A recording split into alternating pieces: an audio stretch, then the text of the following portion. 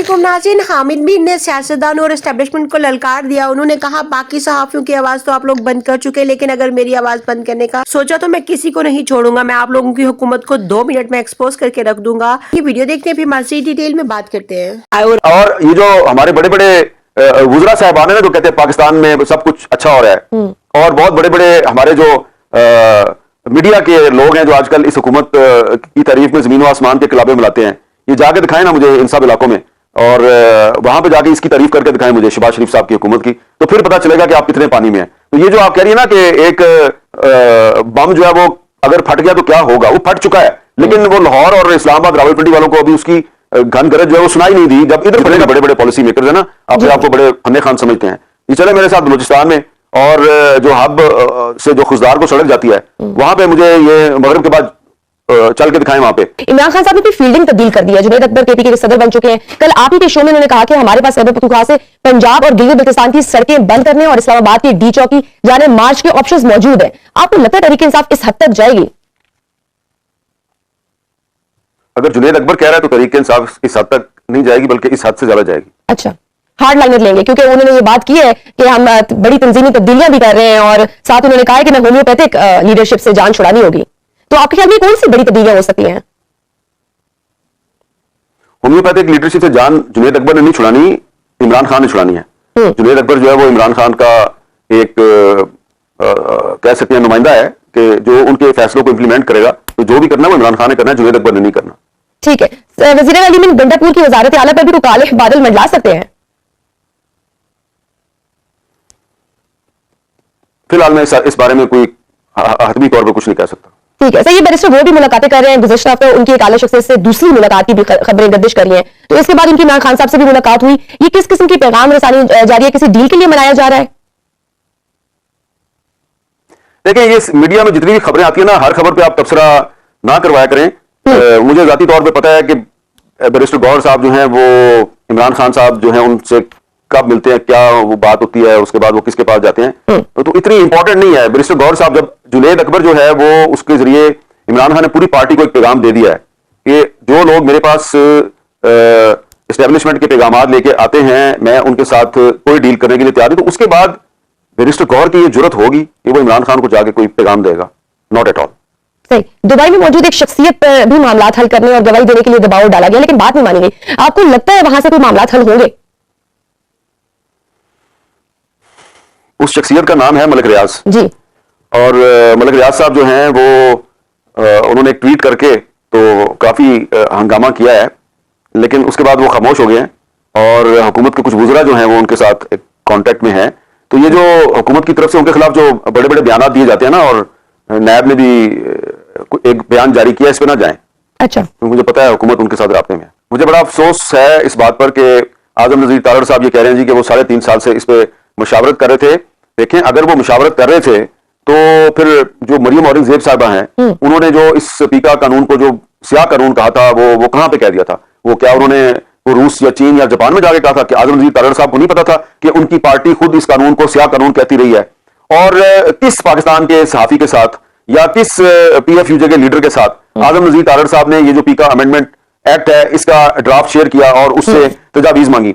देखें, मुझे 3-4 दिन पहले एक एंकर्स एसोसिएशन है, तो उसके जो अमीर अब्बास साहब हैं उन्होंने मुझे कांटेक्ट किया और उन्होंने कहा जी कि हमें दावत दी है इरफान सिद्दीकी साहब ने कि आप सेनेट की जो कायमा कमेटी बराए दाखिला है उसमें आए और अपना मौकफ बयान करें। तो मैंने उनको ये कहा कि अमीर अब्बास साहब आप वहां पे जरूर जाएं, लेकिन मैं इसलिए नहीं जाऊंगा कि इससे पहले पंजाब हुकूमत जो है वो पिछले साल हद के इज्जत का एक कानून लेके आई थी, डेफेमेशन बिल 2024।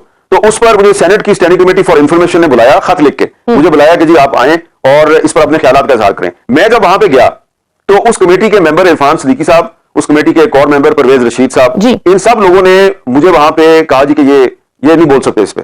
क्यों? कि जी ये एक प्रोविंशियल सब्जेक्ट है और इनका क्या काम है, इनको क्यों बुलाया? तो उनको जो चेयरमैन थे कमेटी के अली जफर साहब, उन्होंने कहा जी हमने बुलाया, खत लिख के बुलाया, हम ये स्टेक होल्डर हैं, हम इनसे इनपुट लेना चाह रहे हैं। उन्होंने कहा नहीं, इनको कोई राइट नहीं है कि इस पर बात करें। तो मैंने अमीर अब्बास साहब से कहा कि पिछले साल मेरे साथ ये हो चुका है, तो मैं इस साल दोबारा अपनी बेइज्जती करवाने के लिए नहीं जाऊंगा, तो आप चले जाएं। तो वो अपने साथ मुनीर जहांगीर को और शहजाद इकबाल को लेकर गए स्टैंडिंग कमेटी की मीटिंग में। उस स्टैंडिंग कमेटी के चेयरमैन जो है वो PTI के सेनेटर फैसल सलीम थे, और उन्होंने सिर्फ इन 3-4 जो एंकर्स हैं, इनको सिर्फ टोटल 5 मिनट दिए कि जी आप Which is सवा मिनट very बोलें। unfortunate, sir. इस कानून के तहत आप किसी भी ऐसे शख्स या इदारे के बारे में बात नहीं कर सकेंगे, इनकी गुफ्तगू नहीं शेयर कर सकेंगे जिन पर हुकूमत की तरफ से पाबंदी लगाई गई होगी। सोशल मीडिया अकाउंट्स की भी रजिस्ट्रेशन लाजमी होगी। क्या अब हुकूमत स्पून फीडिंग करेगी और जो हुकूमत को पसंद होगा सिर्फ उसी पर बात होगी?